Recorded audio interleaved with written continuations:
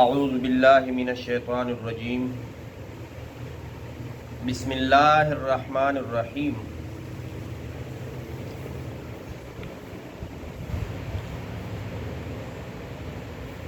قتل خطا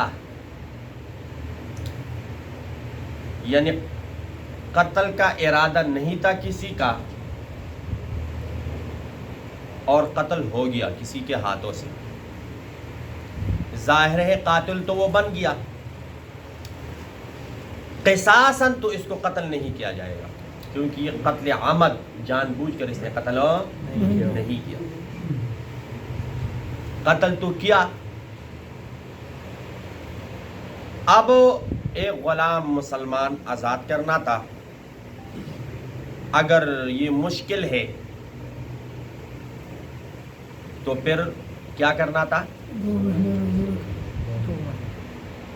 اور دیت بھی تھا 100 اونٹ، 1000 دینار، 10,000 دراہم.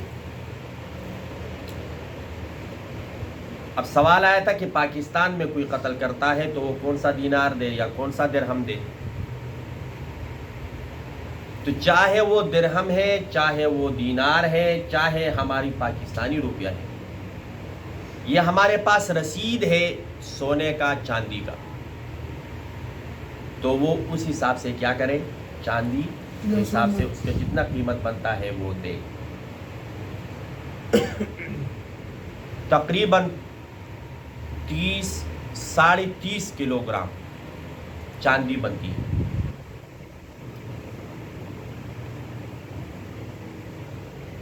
اب ہم جس میدان میں ہے، جس فیلڈ میں ہم ہیں، یہ ٹرانسپورٹ کا ہے. ظاہر ہے جب روڈ پہ بندہ چلتا ہے وہ اس لیے تو نہیں چلتا کہ میں کسی کو جا کے ماروں یا مجھے کوئی مارے. حادثہ ہو جاتا ہے، ایکسیڈنٹ ہو جاتا ہے. پھر اس کے اندر 2 صورتیں ہیں. غلطی کس کی ہے؟ اگر غلطی ڈرائیور کی ہے اور اس کا ارادہ کسی کا قتل کرنا نہیں تھا تو یہ قتل خطا ہے. یہ کون سا قتل ہے؟ قتل خطا. آپ ایک ڈرائیور ہے، وہ جا کے جان بوجھ کر کسی اوپر گاڑی چلا رہا ہے تو وہ قتل عمد ہے. قتل خطا میں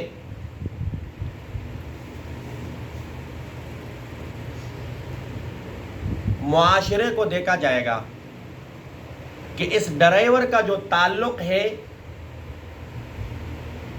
وہ کس طبقے سے ہے. کمپنی کا ملازم ہے، اپنی گاڑی چلا رہا تھا، یا وہ کسی ایسے تنظیم کے ساتھ تعلق رکھتا ہے کہ اگر کسی کے اوپر کوئی مصیبت آتی ہے تو وہ آپس میں مل بانٹ کر اس کو ختم کرتے ہیں. عربی میں اس کے لیے لفظ استعمال ہوتا ہے عاقلہ. اس ڈرائیور کا جو عاقلہ ہے اسی کے اوپر یہ دیت ہے. وہ دیت وہ کمیونٹی، وہ دوست، وہ احباب، وہ کمپنی، وہ مقتول کے ورثاء کو دیں گے. اور وہ جو دیت ہے وہ 3 قسطوں میں ادا کیا جائے گا. کتنے قسطوں میں؟ 3. ایک سال میں ایک قسط، دوسرے سال میں دوسرا قسط، تیسرے سال میں.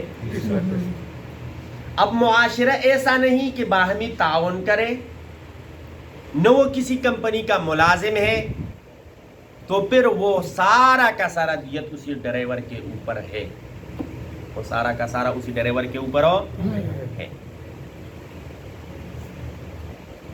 ایک بات یہاں پر یہ یاد رکھنی چاہیے کہ اکثر طور پر کمپنیاں ڈرائیوروں کو گاڑی تو دے دیتی ہے، ایکسیڈنٹ ہو جاتا ہے، وہ کمپنی والے جا کے مقتول کے ورثاء سے وہ دیت معاف کرواتے ہیں، منت سماجت کر کے یا طاقت استعمال کر کے، پریشرائز کر کے، کوئی بھی طریقہ اپنائے، بیچ میں کوئی بندے ڈال کے، یا تو وہ دیت کم کر دیتے ہیں، کم سے پہ راضی ہو جاتے ہیں، یا دیت معاف کر دیتے ہیں۔ یہاں پر ایک بات کا خیال ضرور رکھے کہ اگر مقتول کے نابالغ اولاد ہے تو پھر کوئی دیت معاف نہیں کر سکتا، پھر کوئی دیت معاف ہو۔ اگر نابالغ اولاد نہیں ہے تو پھر دیت معاف ہو سکتا ہے، کم پہ بھی اگر معاملہ طے ہو تو وہ بھی جائز ہے، وہ بھی کیا ہے؟ جائز ہے۔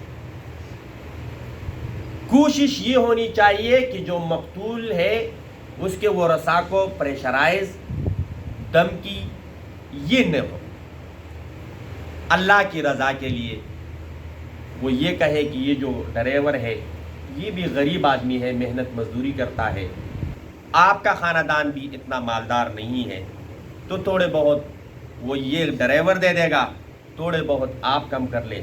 تو اس طرح باہمی شیر و شکر اور اچھی طریقے سے اگر بات ہو جائے یہ سب سے بہتر ہے، اللہ بھی راضی ہوگا اور ہمارے دلوں میں کوئی پھر کوٹ اور وسوسہ بھی پیدا نہیں ہوگا۔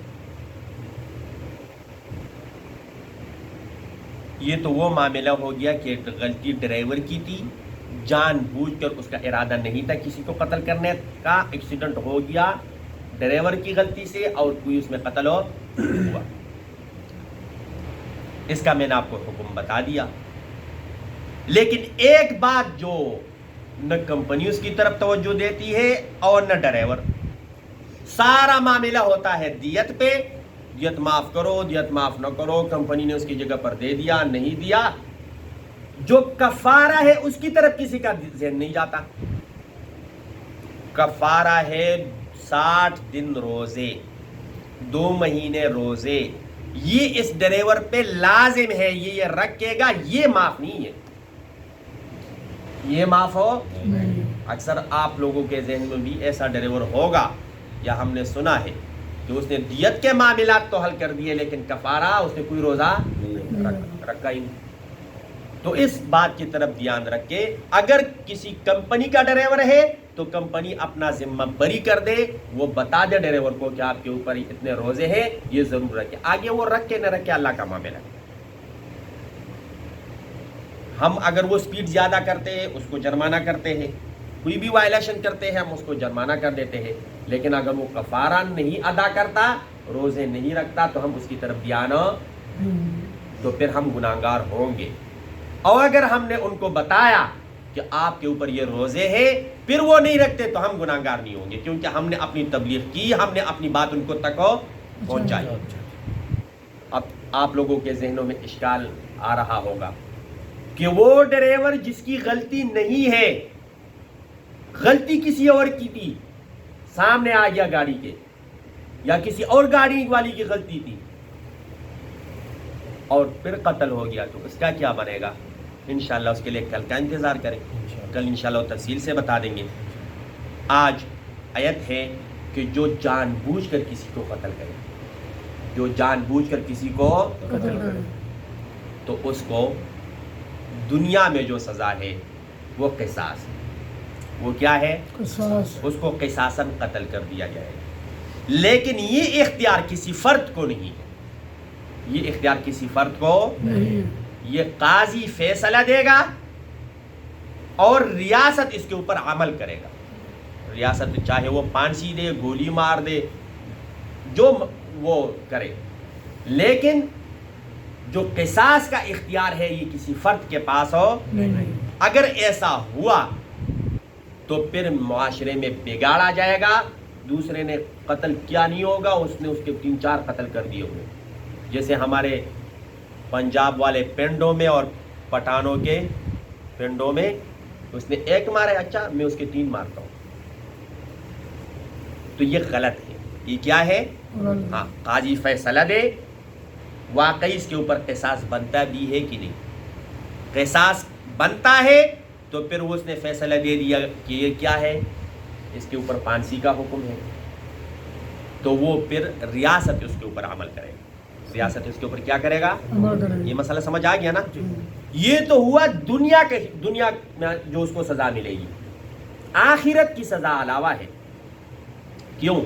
آپ لوگوں نے اسپتالوں میں فلاحی جگہوں پر یا بلڈ سینٹر میں ایک آیت لکھی ہوئی پڑھی ہوگی، دیکھی ہوگی کہ جس نے کسی ایک انسان کی جان بچائی وہ ایسا ہے جس نے پوری انسانیت کی جان بچائی.